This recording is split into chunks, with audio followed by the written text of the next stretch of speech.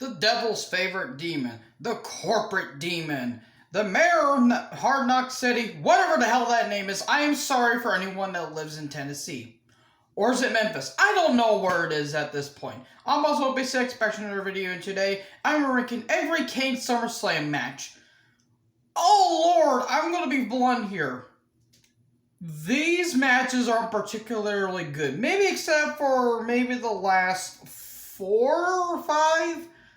A lot of Kane's matches were really subpar and up-to-date, some of the worst SummerSlam matches. And don't worry, I'm going to be talking about one. Now, before you say anything, no, I don't think I'll be doing a top 15 or top 20 best and worst SummerSlam match. Because, yes, I did it for WrestleMania, but guys, there was a lot of great SummerSlam matches. And if people see my videos, I'll be having freaking death threats. I have a shotgun stand to my chin. But I digress.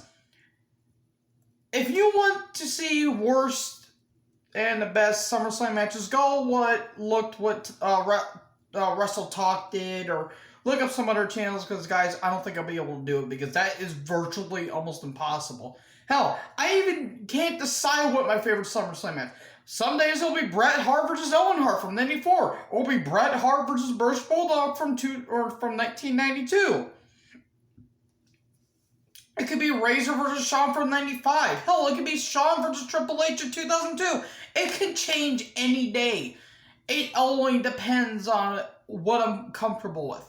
I don't have the time to do it, honestly, because, guys, after tomorrow, I'm going to be flushed at work. Like, I'm going to be working from Tuesday to next Monday. I'm working 9-hour shifts, like, no breaks in between. Like, I'm going to be working a full, like, almost full week of 9-hour shifts, and my creative batteries are probably going to be juiced at that point.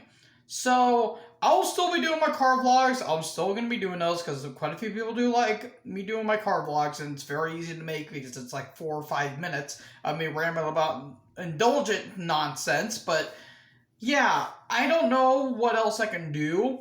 I can listen to albums. I can do some random reviews. If you guys want me to listen to albums that you guys really like, or listen to artists that you guys really like, post down in the comments below. I am free for any topics. Not political. I don't want politics on my channel, because I don't want people having a freaking dog and fairy show on my channel. But I digress. Anyways, enough, horsing around. Oh, also, before I forget, last night I was on Netflix and I checked out Fear Street. I talked about it on my Snapchat, but I'm just going to talk about it here real quick. Fear Street is a series of books that R.L. Stine did way back in the day. And I've never read the books. I just watched the movies as a movie. I like them. The first one, '94, I thought was really good. You get the big 90s nostalgia. And yes, there's some continuity errors, but that's going to be every horror movie. 1997, or not 1997, Jesus. 1978, I thought was pretty good. I don't know if it was as good as 94. I still liked it. 1666, I felt like it could have been cut into two separate films, because, spoiler, there was a part 2 to 94, which they should have done. Like, they should have, ended off with 1666, and then the next film will be 94 part 2, but that would kind of just ruin the anthology series. I get what they were doing there. I still liked it. I still enjoyed it, even though I thought the first half was kind of boring, and the accents were terrible, but I enjoyed it for what it was. It was goofy, it was stupid, but I enjoyed it for what it was. So, anyways, let's go on to Kane's SummerSlam matches. These matches were rough to watch. Like, seriously, they were really rough to watch. So, 11 matches. Oh dear. Let's start off with number 11. Versus the Great Khali in 2008. Holy shit, this match was terrible. Holy God, this match was terrible. Oh God. Great Khali was never a good wrestler. And he will probably admit that. The man couldn't walk because he had freaking stilts as legs. But Jesus Christ, this match was boring. It was ungodly slow. There was a bad choke slam. I think there was a choke slam. No, it ended with the running DDT, which, to be fair, trying to choke slam Kali is kind of a feat within itself. But good lord, who asked for this? Who asked for this match? The less said about this match, the better. Let's move on. Number 10, versus DDP and Kane in 2001. Never talked about it with the Undertaker ranking. Bonafide squash. Full-on burial. Nothing more, nothing less. Number 9 versus Wyatt, 2013. The Ring of Fire match. It's an Inferno match, but we have to keep it PG. Even though that they burned the Fiend at 2020, TLC 2020, that was a shit match. Yeah, the Firefly Inferno match. That was fucking terrible. But I already talked about it with the Wyatt. This match was just boring. I just didn't care about it. Nothing more. Again, nothing less. Number 10 versus Taker, or not number 10, number 8, I should say. Number 8 versus Taker 2000. It was a no DQ match and it ended in no contest. Taker was going for Kane's mask, and Kane got his mask ripped off, and we can see Kane's face. It was stupid. I just didn't care about it. It was just boring. Number 7 versus Matt Hardy in 2004 in the Winner Marries Lita match, the Tilductus Part match. This is when Lita got pregnant and Kane was the father. Oh Lord, 2004 was a weird year. It was good for Raw, in my opinion. SmackDown was just god-awful. What was this match? Now, yes, the reason why the match was short, and people don't really know about this, Matt Hardy was actually hurt. I don't think the match would have went well beyond probably 10 minutes, but still, I can give them credit for dealing as much as they can with an injury, because Matt, I think Matt ruptured his hamstring, I think, and he was taken off TV when Kane chokeslammed him off the stage during the Black Wedding. Oh god, that was just stupid.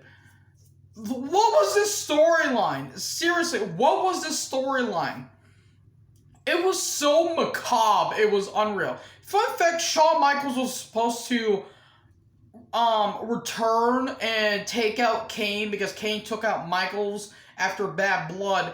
But unfortunately, Shawn and his wife, they had their kid, I think 24 hours before, so Shawn had to be there, or his wife, so the ending was just Lita running off with her baby, and then later on she had a miscarriage, because pregnancy and wrestling always work out well. Just ask Terry Runnels in 1999. That was a good idea at Ferrara, you jackass, but anyways, enough from this macabreness. We go to number 6 versus Rey Mysterio 2010 for the World Heavyweight title. This match was boring. It sucks because I like Rey. I really like Rey, to be frank. And I really like Kane. These two should have had a good match. Hell, they had a pretty good series of matches in 2008. Why didn't it work here? Oh, God. Just the whole thing where Taker was taken out in a coma or in a vegetative state when Taker was actually, dealing with injuries and, the injuries and being on the road for so many years were starting to catch up with them. That and Father Time. Father Time is undefeated.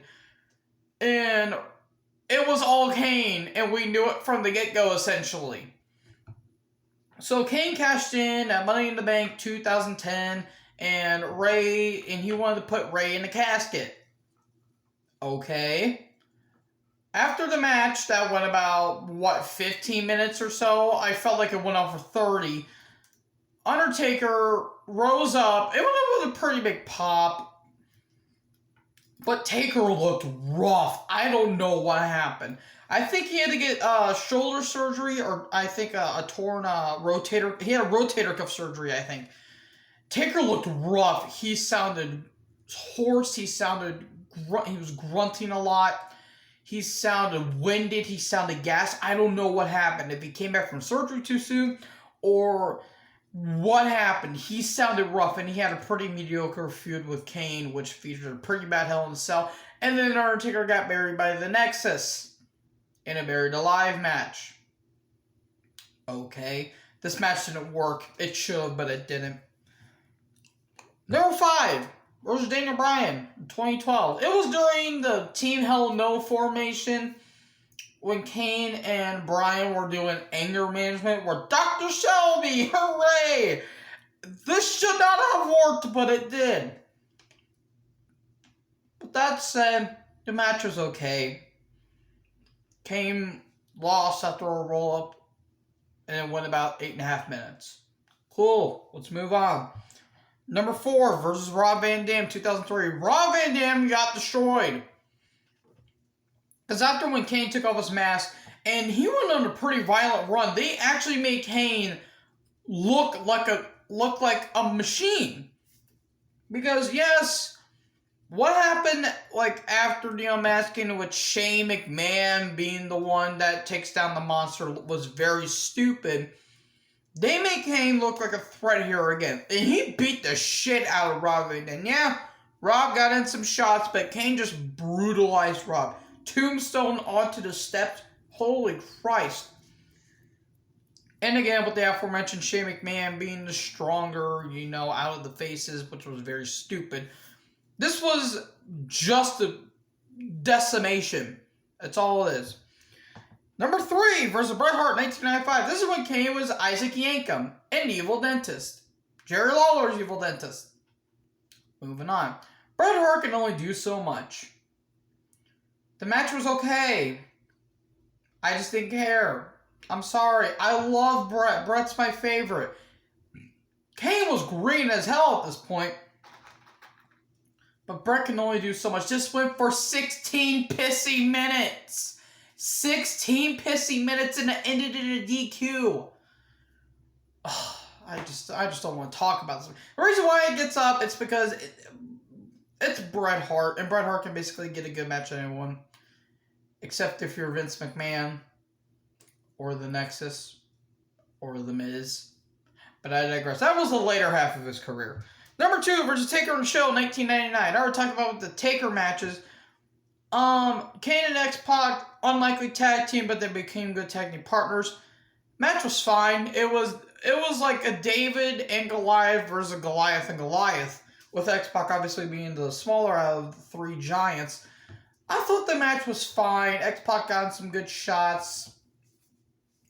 And X-Pac showing resilience and, kicking out of the Big Show's choke slam and the Taker getting pissed and hitting Tombstone. And new tag champions. Hooray! Okay. Whatever. Number 1. This is an odd one. Number 1 versus Finlay, 2007. I actually really like this match. It's not one of my favorites, but I fairly enjoyed this match. Kane had broken ribs. Because I think him and Finlay were having a mini feud, which I kind of forgot. Because the only feud I remember from Finlay from 2007 was him against Rey Mysterio. And that was a feud. It wasn't bad. It was just kind of there. But this was a pretty damn good match. Finlay at 50, in his 50s, could still pull off a damn good match.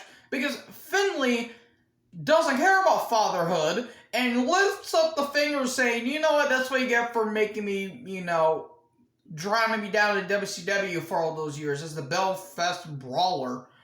Or the Belfast Bruiser. I liked the match. I thought it was pretty damn good. I actually fairly enjoyed the match. Is it clinging? No. It was fun. It was entertaining. So, that's all I got to say. Yeah, I wasn't really praiseworthy of this because a lot of these matches sucked ass, but that's all I got to say, folks. What else do you guys want me to do? I'll be doing Raw tonight. Oh dear. After a lot of bullshit that happened last week, please don't let us have the doll wink again. But I digress. Hope you guys enjoyed this video. Make sure to like, comment, subscribe. Join the herd. Talk to you guys next video. Peace out.